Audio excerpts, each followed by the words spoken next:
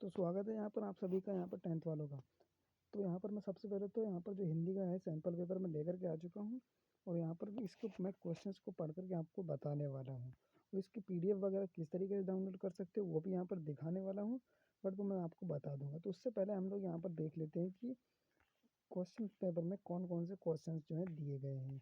तो सबसे पहले तो हम लोग देख लेते हैं कि क्वेश्चन मतलब कितने हैं इसमें टोटल। तो टोटली अगर क्वेश्चन मैं यहाँ पर देखूँ तो यहाँ पर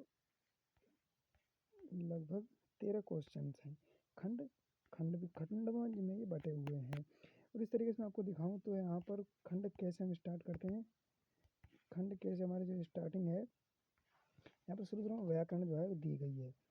तो यहाँ पर जो क्वेश्चन वगैरह हैं आप लोग देख सकते हो कि निम्नलिखित में से संबंध, और इसमें मैं बताऊँ मैं यहाँ पर सेट ए स्टार्टिंग से है यहाँ पर, और सेट सी जो मैंने इसमें पहले ही अपलोड कर दिया था।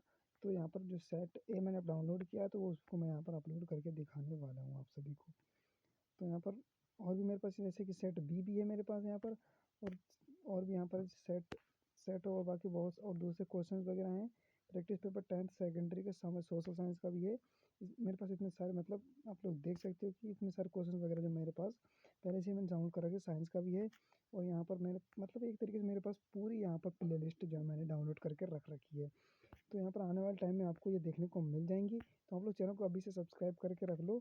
तो इसी तरीके से आपको साइंस वगैरह और आने वाले सभी चीज़ों के 10th की और 12th की सभी चीज़ों का आपको यहाँ पर मिलने वाला है सैम्पल पेपर। तो हम कहाँ पर थे, हिंदी में थे हम। हिंदी का आज मैं लेकर के आया हूँ आपके सामने सेट ए। तो यहाँ पर सेट ए यही वाला है, सेट ए है। तो यहाँ पर हम स्टार्टिंग देख लेते हैं कि यहाँ पर सबसे पहले तो इस क्वेश्चन में आपको करना क्या है। इसमें तो पहले व्याकरण दी गई है, आप व्याकरण को देख सकते हो और निम्नलिखित में से किसी एक विषय पर यहाँ पर निबंध लिखना है। दूसरे क्वेश्चन में और फीस माफी हेतु मुख्याध्यापक को प्रश्न पत्र लिखना है। और यहाँ पर खंड जो ख है उसमें क्षेत्रीय में काव्य खंड के क्वेश्चन वगैरह हैं।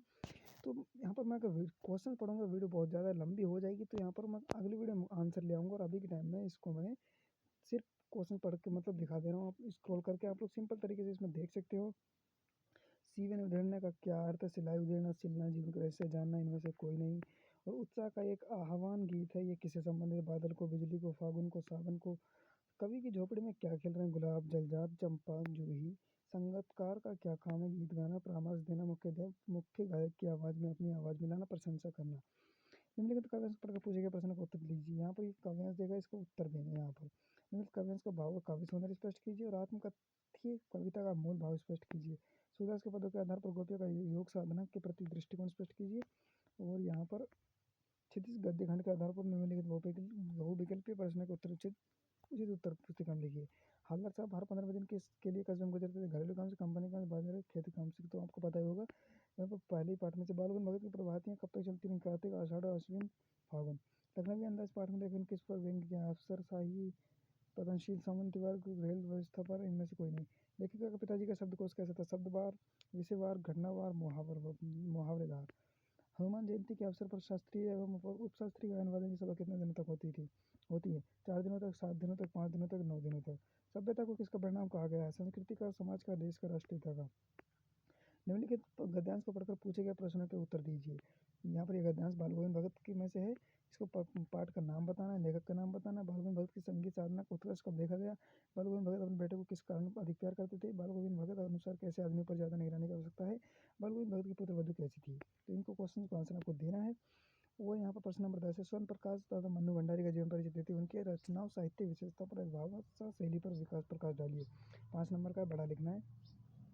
प्रश्न नंबर 11, नेताजी का चश्मा पाठ के आधार पर पान वाले का रेखा चित्र प्रस्तुत। पान वाला कैसा आदमी था? पान वाला एक मोटा आदमी था। किस तरीके का था? हमेशा पान रहता था उसके मुंह में। इस तरीके का आंसर आपको बना करके लिख देना है।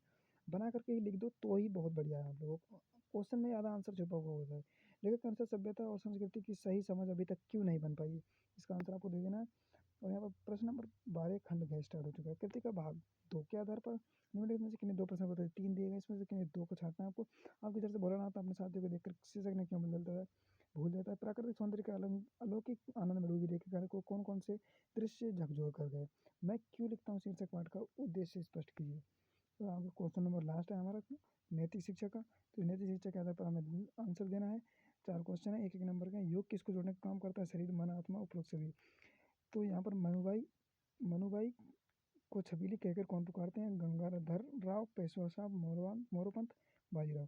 वाली किस रूप में जाना जाता है? पक्षी विज्ञानी, पशु विज्ञानी, चिकित्सा शास्त्री, इनमें से कोई नहीं। भगिनी निवेदिता का मूल नाम क्या था? मानवीय Margaret Noble, Nivedita, Annie Besant. निम्नलिखित पंक्ति का भाव स्पष्ट कीजिए। ऐसी वाणी बोलिए मन का आपा खोए, औरत को शीतल औरन को शीतल करे, आपू शीतल होए। स्त्री शिक्षा के विषय में मदन मोहन मालवीय के विचार थे। तो इन सभी का क्वेश्चन का आंसर आप लोग देना, और अगली वीडियो में आपको इसका आंसर पीडीएफ मिल जाएगी। तो चैनल को सब्सक्राइब करके रख लें।